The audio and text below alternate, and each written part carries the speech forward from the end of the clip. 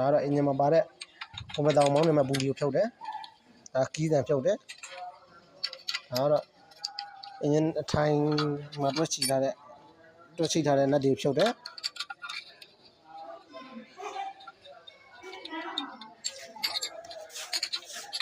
ဒါတော့နက်တွေဖြုတ်လိုက်ပြီ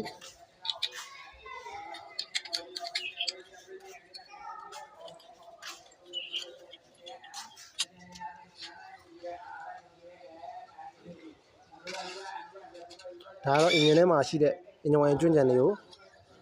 ဖောက်ထုတ်တယ်နေထားဖြစ်ပါတယ်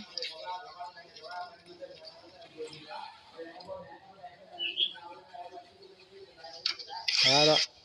ဟက်ကာပါဖြုတ်တယ်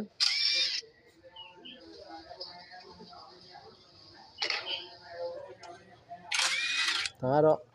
ဆလင်နာကာဘာကိုဖြုတ်တယ်ဒါကတော့ဟက်နက်တွေဖြုတ်တယ်ဟက်နက်လေးလုံးကိုဖြုတ်ရင်ဒါကတော့ဟက်နက်ကိုဝုတ်လက်ပြားနဲ့ကလော်ပြီးတော့ဟက်ကိုဖြုတ်တာဖြစ်ပါတယ်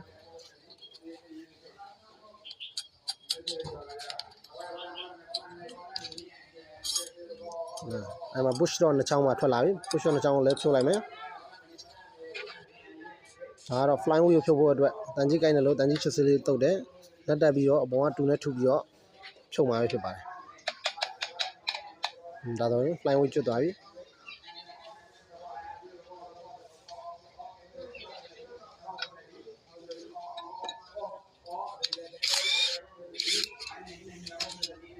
ဒါကတော့ side cover ဖြုတ်တယ်အင်ဂျင်က side cover ကိုဖြုတ်တယ်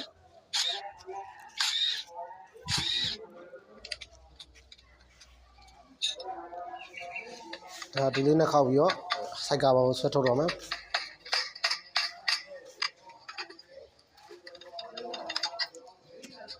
side cover ကိုဆွဲထုတ်လိုက်ပြီ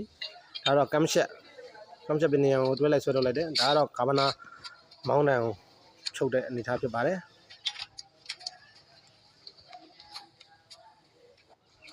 ဒါကတော့ quantity မှာတက်ဆင်ထားတဲ့ nut ကိုဖြုတ်တာဖြစ်ပါတယ်ဒါ quantity နှလုံးကိုဖြုတ်လိုက်ပြီဒါတော့ crankshaft လဲပြီးတော့ကျွန်တော် quantity ကနေပြီးတော့ piston တော့တဲ့စင်တာရအောင်ကျွန်တော်တွန်းလှည့်ပြီးတော့ piston နဲ့ quantity တွဲလျက်ကိုဆွဲတွန်းပြီးတော့ထုတ်တဲ့အနေအထားဖြစ်ပါတယ်အထွက်လိုက်ပြီဒါကတော့ crankshaft ဆွဲထုတ်လိုက်ပြီဒါတော့ကာဗနာမောင်းနဲ့ဖြုတ်လိုက်တာဖြစ်ပါတယ်ဒါကတော့ YC ဒါ crankshaft ဘောထိုင်ဖြုတ်တယ်ဒါကတော့ side cover ဘက်မှာပါတဲ့တဲက YD နဲ့ဟို on control YD ဖြုတ်တယ်ဖြုတ်ပြီးတော့ဒီမှာ crankshaft ဘောဖြုတ်မယ်